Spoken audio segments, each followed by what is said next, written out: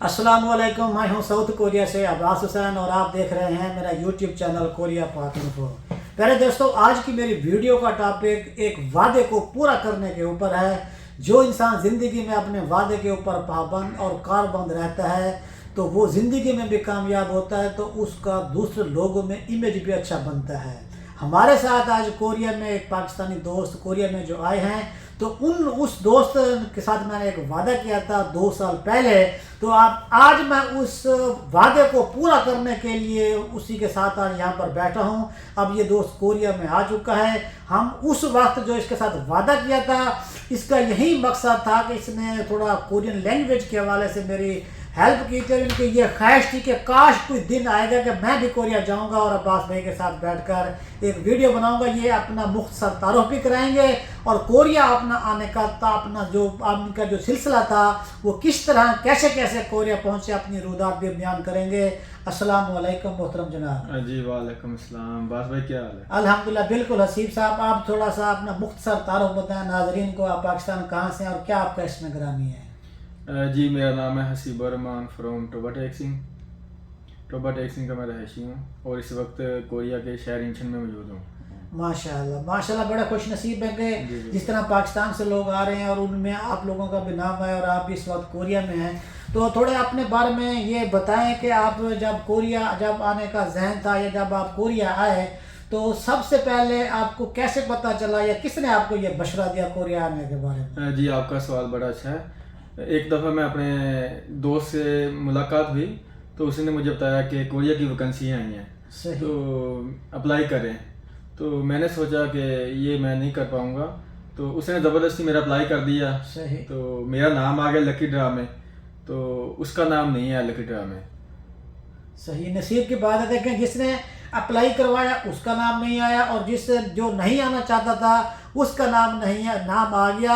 इसका मतलब यह है कि जिसका नसीब जहाँ पर लिखा होता है वो वहाँ पर उसे लेकर जाता है। आप तमाम देखने वालों को मैं आपकी मालूमात में ये भी इजाफा करता चलूँ कि जो लोग कोरिया आना चाहते हैं, हर साल मार्च अप्रैल में ओईसी की वेबसाइट के ऊपर इनकी सीट्स का अनाउंस किया जाता है। बिल्कुल लीगल और थोड़े पैसों में कोरिया आने का ये प्रोसेस होता है, इसमें कोई मुश्किल नहीं होती।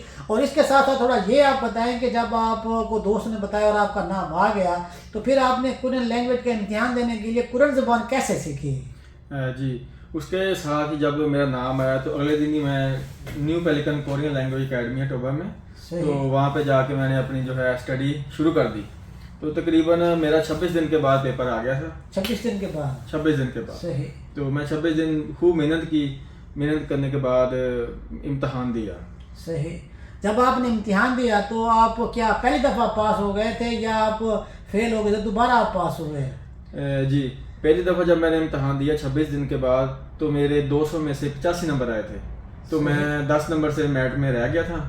हाँ, यानी कि मेरिट 95 का बना था। तो मेरे 85 आए थे। तो इस दफ़ा पहली दफ़ा मैं जो है मेरिट से रह गया था। तो उसके बाद फिर आगे क्या होगा आपने? फिर उसके साथ जैसे ही मैं फेल हुआ उधर ओईसी में जब पेपर देने बैठा था, उसके बाद जब मेरा थोड़े नंबर आए तो मैंने इधर दिमाग में माइंड में एक ऐसा कंसेप्ट बना लिया कि मैं जाऊंगा पूरा साल पढ़ूंगा। जैसे ही मेरा नाम कुरान-ए-आज़म में आएगा, 1 साल बाद आए, 2 साल बाद आए, 3 साल बाद आए, तो इस जगह से इंशाल्लाह जहाँ से मैं अभी फेल होकर जा रहा हूँ तो इधर से मैं टॉप करके जाऊंगा। माशाल्लाह। तो ऐसे ही हुआ।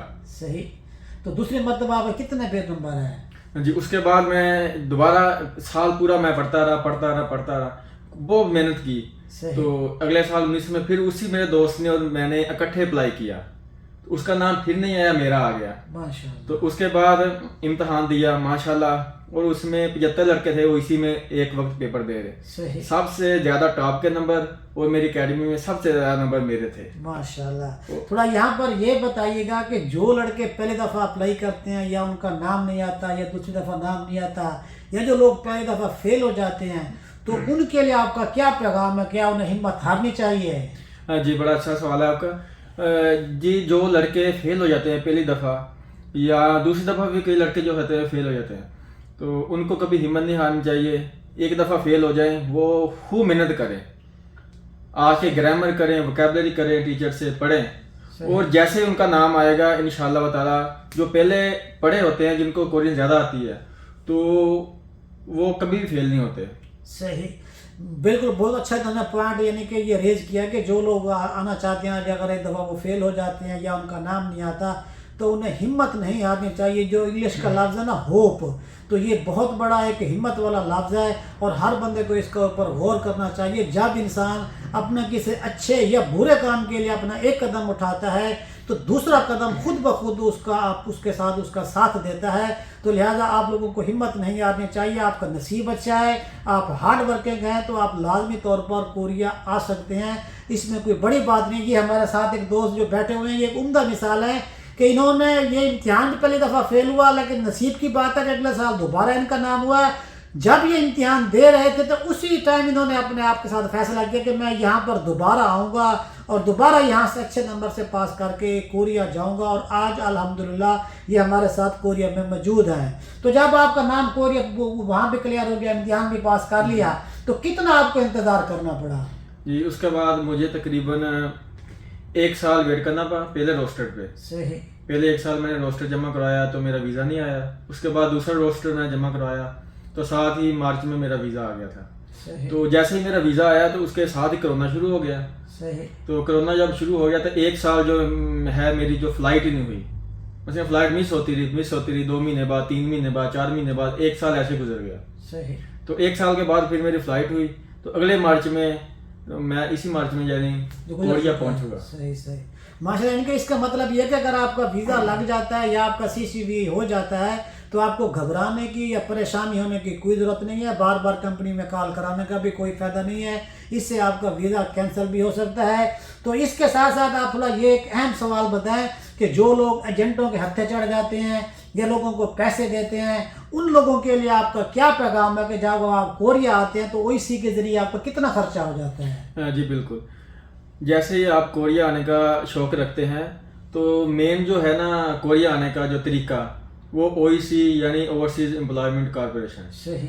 इसके ज़रिए आप कोरियन लैंग्वेज का इम्तहान पास करें। इम्तहान पास करने के बाद आप सिर्फ टिकट के पैसे देंगे, तकरीबन 2,30,000 या 40,000 रुपये। सही। तो आप कोरिया का फ्री जो है वीज़ा वो हासिल कर सकते हैं माशाल्लाह। यानी कि ये जैसे दोस्त बता रहे हैं कि जो आप सिर्फ टिकट के पैसे हैं वही, और जो वीज़े के थोड़े से पैसे होते हैं वो जमा करा कर आप जब कोरिया आ जाते हैं तो यहाँ कोरिया आकर आपको लाखों रुपए के कमाने का मौका मिलता है। अब ये भाई आपको अपनी ज़बान से खुद बचाएंगे कि हफ्ता इतवार छुट्टी करके 8 घंटे डेली की ड्यूटी करके ये कोरिया में पाकिस्तानी कितनी तनख्वाह ले रहे हैं? जी बिल्कुल। अगर आप 8 घंटे ड्यूटी करें और हफ्ता इतवार भी निकाल दें, ओवर टाइम भी निकाल दें, सही, तो आपकी जो बेसिक है अभी जो अपना 20,10,000 हो गई है। सही।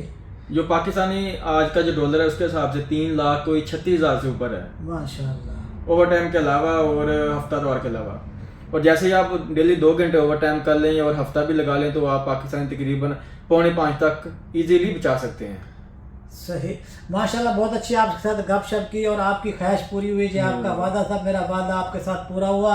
आप जो लोग कोरिया में रहते हैं या जो लोग अभी पाकिस्तान से कोरिया आने वाले हैं, उनके लिए आपका एक छोटा सा मैसेज, क्या आपका फाइनल पैगाम है उनके लिए? जी मेरे भाई, जो दोस्त अभी पाकिस्तान बैठे हैं वीज़े का इंतज़ार कर रहे हैं और जो कह रहे हैं हम जल्दी कोरिया आ जाएं, सही, तो उनको चाहिए सबसे पहले वो कुकिंग सीख के आए वहाँ से।